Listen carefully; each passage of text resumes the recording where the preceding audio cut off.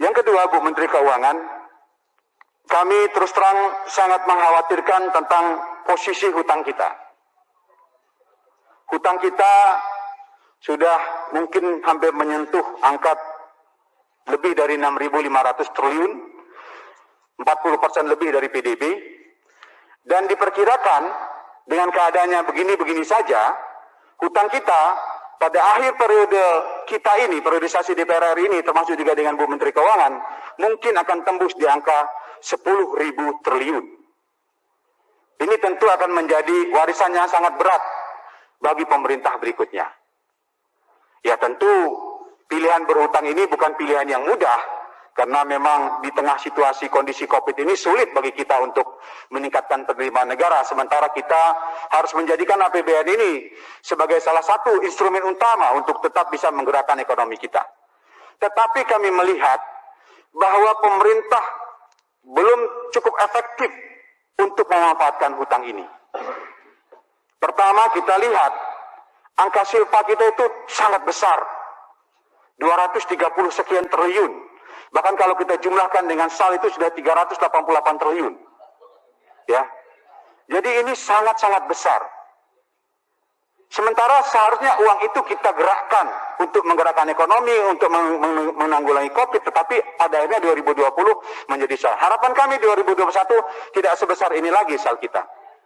Kemudian kami memandang bahwa hutang kita ini, ya seperti yang disampaikan oleh BPK, semakin mengkhawatirkan kemampuan pemerintah untuk membayar hutang dan juga bunganya. Termasuk juga ada di APS BPK kalau kita baca bahwa pemerintah kadang-kadang melakukan tarikan terlalu cepat terhadap kebutuhan kas, padahal itu belum dibutuhkan untuk kebutuhan jangka pendek. Ini ada di APS kalau kita baca. Ini tolong diperhatikan.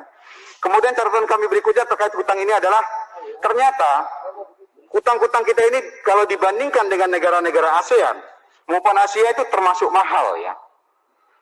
Ya. Contoh dengan Malaysia yang kena yield hanya 2,5, Thailand hanya 1,3, China 3%, kalau Jepang oke lah 0,09. Kita masih kena di angka 6 sampai 7%. Ini tolong diperhatikan Bu. Bagaimana supaya kita dapat bunga yang lebih murah. Kemudian tentu kondisi ini tidak mudah untuk kita ke depan. Kenapa? Karena akan ada tantangan baru untuk kita mendapatkan pinjaman dengan bunga yang murah. Ada dua tantangan. Pertama, peringkat ekonomi kita kan yang menurun oleh Bank Dunia kemarin.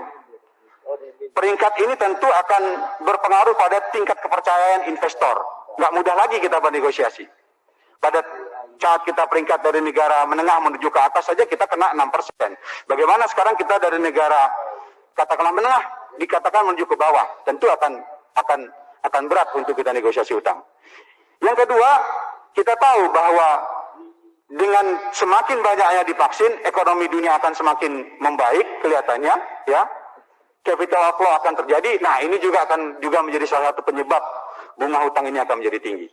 Jadi ini tolong menjadi perhatian supaya apa yang menjadi catatan BPK terkait hutang ini perlu kita perbaiki bersama-sama.